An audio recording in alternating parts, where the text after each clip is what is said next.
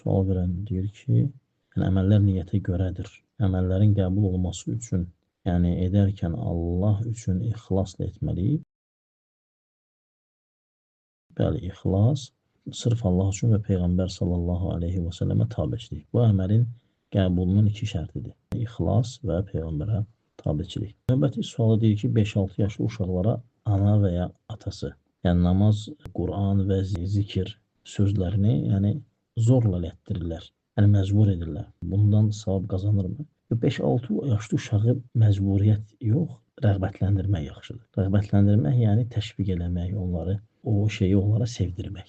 Zorla biraz məsləhət deyil bu yaş üçün. Allah kömək olsun. Savab qazanırlarmı? Təbii ki, övladı öyrətdiyin hər bir xeyirdən inşallah ki, valideynə savab yazılır.